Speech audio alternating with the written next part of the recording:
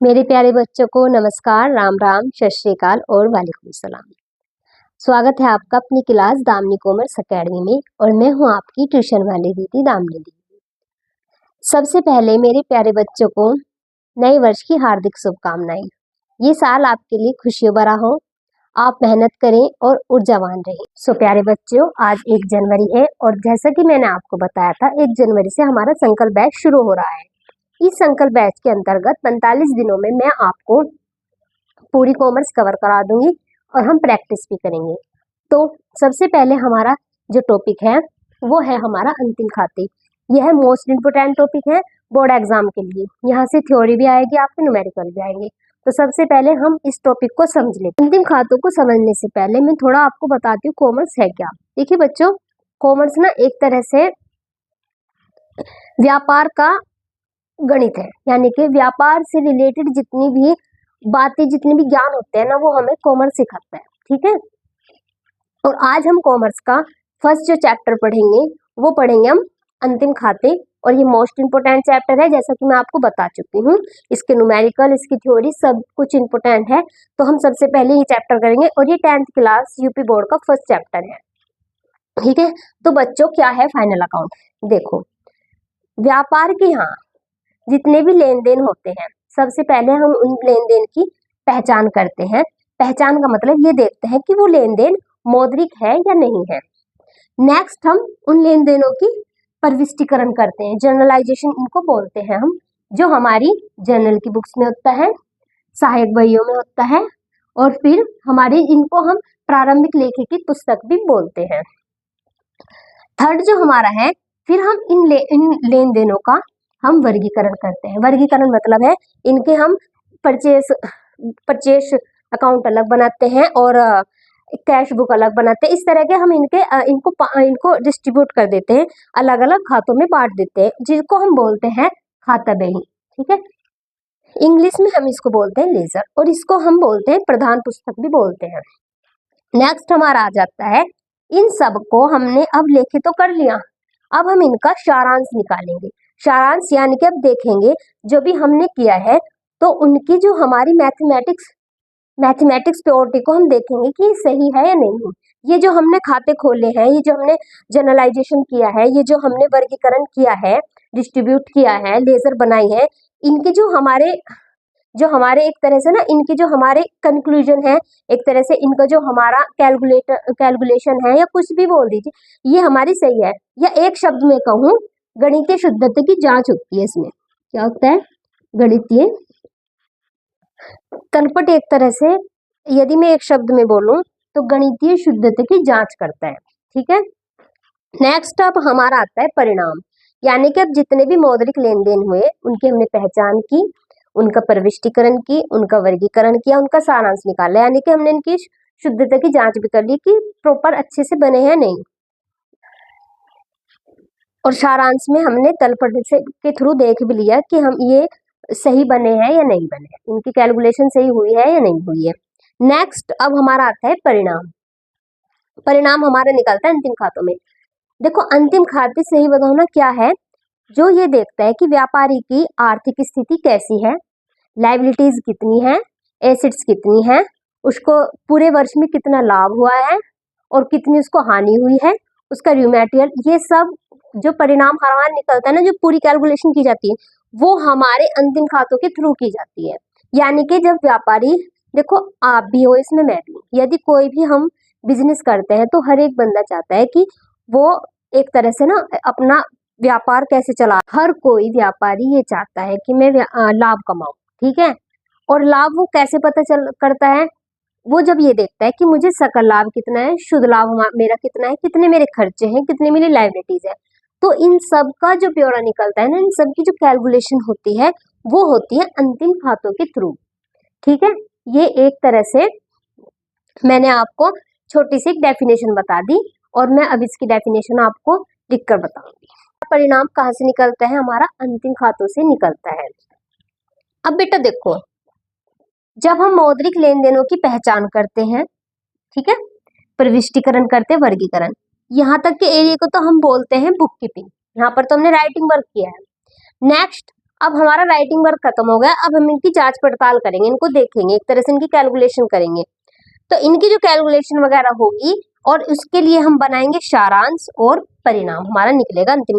तो इस वाले को हम बोलते हैं अकाउंटिंग, ठीक है, यानी कि पुष्पालन, इसको हम बोलते हैं पुष्पालन, ठीक है। और नेक्स्ट अब हम कैलकुलेशन जो वर्क करेंगे उसको हम बोलते हैं अकाउंटिंग। अकाउंटिंग को हम हिंदी में कहते हैं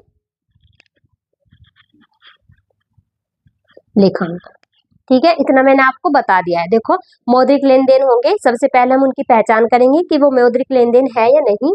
नेक्स्ट हम उनका वर्गीकरण प्रविष्टिकरण करेंगे जर्नल एंट्री के थ्रू, और नेक्स्ट हम उनका वर्गीकरण करेंगे खाता बही के थ्रू, फिर हम सारांश निकालेंगे और फिर हम उनका परिणाम निकालेंगे। ओके, अब आ जाइए अंतिम खाते, अंतिम खातों से आशय।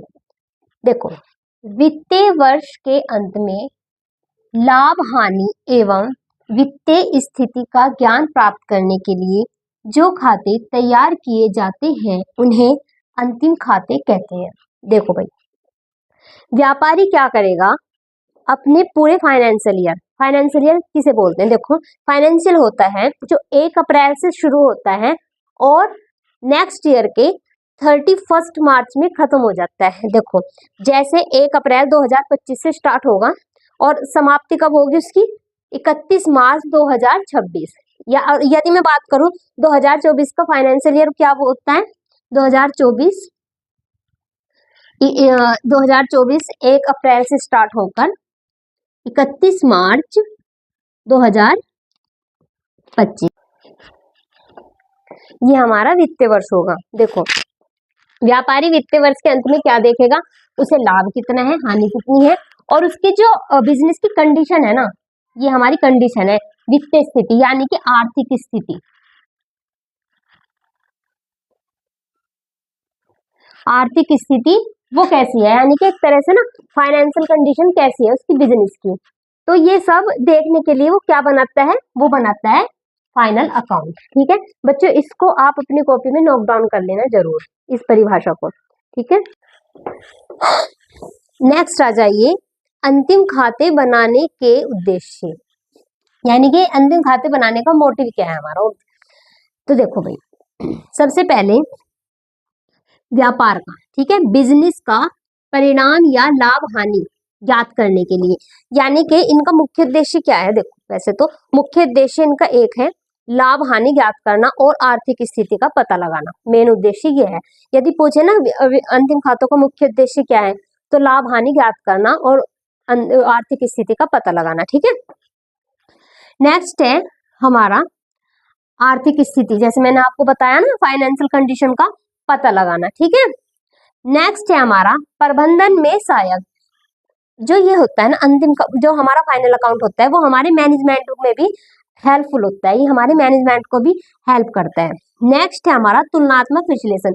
तुलनात्मक क्या होता है? जैसे 2023 में आपको लाभ हुआ 1 लाख का, ठीक है, 2024 में आपको लाभ हुआ 2 लाख का, और 2025 में आपको लाभ हुआ 3 लाख का। सॉरी, 3 लाख नहीं, आप इसको लिखो 50,000 का, है ना, इस तरह कर लो। तो आप क्या करोगे, आपने एक तरह एकदम से पिछले अपने गत वर्ष देखोगे कि हमें यहाँ पे इतना लाभ था, इतना लाभ था, लेकिन एकदम से हमारा बिजनेस डाउन पड़ गया, और हाँ, एकदम से बिजनेस डाउन पड़ गया, तो ये इसका पता लगाएंगे कि ऐसा क्यों हुआ है। क्योंकि हमने 2023 में हमें लाभ था, 2024 में फिर हमारा लाभ बढ़ा, लेकिन 2025 में हमारा लाभ क्यों घटा, इसका मोटिव पता लगाएंगे। और पता भी किसके थ्रू चलता है? ये चलता है फाइनल अकाउंट की वजह से, ठीक है। तो ये एक तरह से ना तुलनात्मक विश्लेषण करता है, तुलनात्मक अध्ययन भी बोल सकते हैं इसको। नेक्स्ट है हमारा कर व आयकर का निर्धारण करना, इसके थ्रू इनकम टैक्स का भी निर्धारण किया जाता है कि हमारे बिजनेस पर कितना टैक्स लगेगा, ये सब। नेक्स्ट होता है हमारा वित्तीय संस्थाओं से ऋण प्राप्त करना। देखो, वित्तीय संस्था जैसे बैंक है, बैंक हमें लोन कब देगा? जब वो ये देखेगा कि हमारा जो बिजनेस है वो ग्रोथ कर रहा है, ठीक है, तो वो तभी हमें तो वो तभी हमें लोन देगा जब ये देखेगा कि हमारे बिजनेस की कंडीशन कैसी है। तो हमारी बिजनेस की कंडीशन कौन बताता है? वो बताता है हमारा फाइनल अकाउंट। तो ये इसीलिए इसमें भी हेल्पफुल होता है। तो क्या क्या है हमारा? परिणाम या लाभ हानि ज्ञात करना, इसका मुख्य उद्देश्य। आर्थिक स्थिति का पता लगाना व्यापार की, प्रबंधकों में सहायक करना, ठीक है। प्रबंधक होता है ना प्रबंधन, तो ये मैनेजमेंट में भी सहायक होता है। नेक्स्ट है हमारा तुलनात्मक विश्लेषण करना, फिर कर व इनकम टैक्स का निर्धारण करना, और वित्तीय संस्थाओं से ऋण प्राप्त करने में भी हेल्पफुल होता है। तो ये 5 हेडिंग आप अपनी नोट कर लेना। बच्चों अब हम बात करते हैं अंतिम खातों में कौन कौन से खाते बनाए जाते हैं, ठीक है। देखो सबसे पहले बनाते हैं हम निर्माण खाता। निर्माण खाता। दूसरे नंबर पर हम बनाते हैं व्यापार खाता, ठीक है। थर्ड हम बनाते हैं लाभ हानि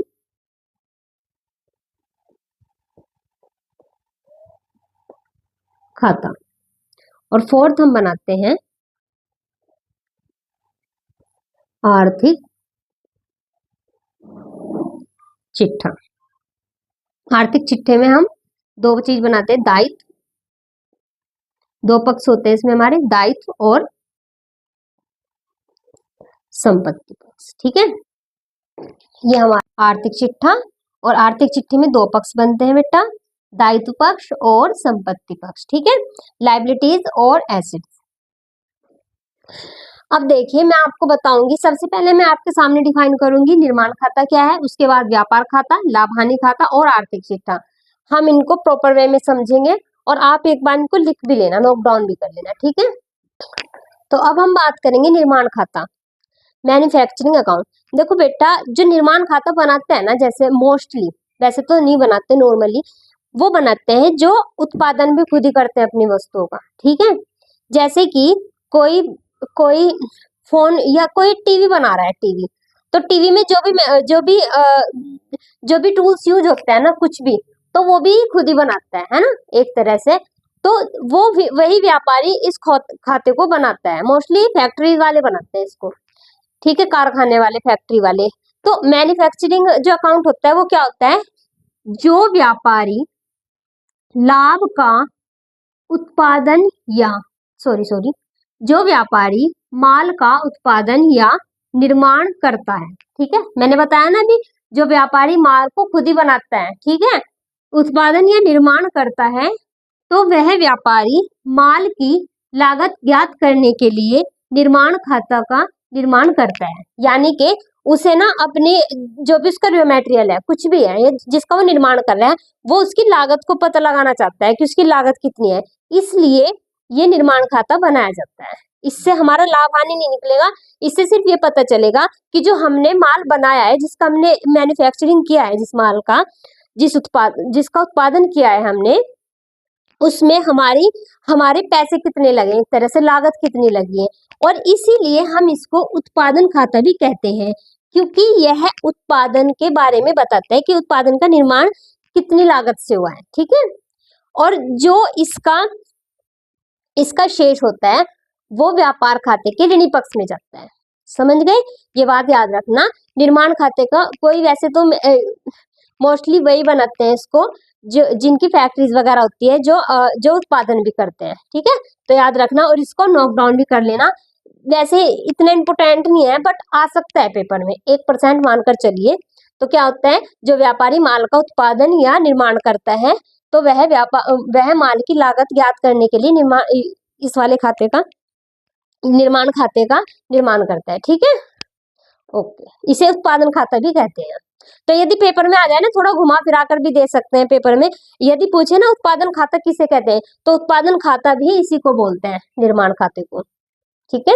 नोट कर लीजिए इसको। में क्या क्या आता है निर्माण खाते में ना, सबसे पहले आता है वर्क इन प्रोग्रेस, यानी कि कितना काम हमारा हो चुका है, कितना हमारा माल बन चुका है, ये सब है ना।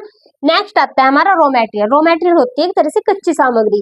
जैसे हमें टीवी बनाना है तो टीवी की जो अलग अलग टूल्स होते हैं ना, वो एक तरह से हमारे लिए कच्ची सामग्री है। इसके लिए टूल्स मटेरियल आता है हमारा, है ना। नेक्स्ट हमारा आता है मैन्युफैक्चरिंग एक्सपेंस, यानी कि उस प्रोडक्ट को बनाने में हमारे एक्सपेंस कितने हुए, कितने हमने मजदूरी दी है, कितनी हमारी लाइट्स वगैरह जो गई है, ये सब। फिर आता है कॉस्ट ऑफ प्रोडक्शन, यानी कि जो भी हमारा माल तैयार हुआ है, मान लो हमने टीवी बनाया है तो इसकी हमारी टोटल कॉस्ट कितनी आएगी, ये सब हम निर्माण खाते में, ये सब हमारे एक तरह से ना, ये एक तरह से इसकी शब्दावली है ना, ये शब्द इसमें आएंगे। नेक्स्ट अब मैं आपको बताऊंगी कि जो निर्माण खाता है इसका फॉर्मेट क्या है, ठीक है।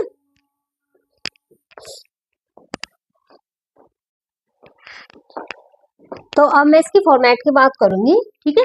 फॉर्मेट ऑफ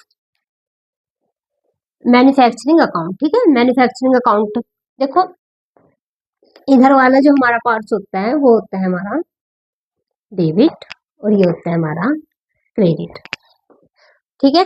देखो इसमें आता है टू ओपनिंग स्टॉक, ये हमारा वर्क इन प्रोग्रेस। अभी तक हमारा फाइनल रिजल्ट नहीं निकला है, हम सिर्फ रॉ मटेरियल का एक तरह से हम अपनी रॉ मटेरियल की कैलकुलेशन कर रहे हैं, उत्पादन की कैलकुलेशन कर रहे हैं, लागत निकाल रहे हैं। तो सबसे पहले क्या आएगा डेबिट की side, to opening stock work in progress, ये मैंने शॉर्ट में लिख दिया है वर्क इन प्रोग्रेस। नेक्स्ट हमारा आएगा to raw material, to raw material consumed, यानी कि अब तक हमने कितना रॉ मटेरियल को कंज्यूम्ड कर लिया, ठीक है। नेक्स्ट हमारा आएगा टू मैन्युफैक्चरिंग एक्सपेंस, यानी कि कितने एक्सपेंस हमारे हो चुके हैं। नेक्स्ट हमारा जो क्रेडिट की साइड आएगा वो आएगा by closing stock work in progress, यानी कि काम के द्वारा जो हमारा जितना भी हमारा क्लोजिंग स्टॉक है वो हमारा कितना है। नेक्स्ट हमारा by sale of scrap, scrap होता है एक तरह से जो बचा कुचा, एक तरह से बचा कुचा जो माल होता है हमारा, कुछ भी विशिष्ट जो होता है, तो उसको जो बेचकर जो पैसा मिला है उसको हम बोल देंगे बाय सेल ऑफ स्क्रैप, ठीक है।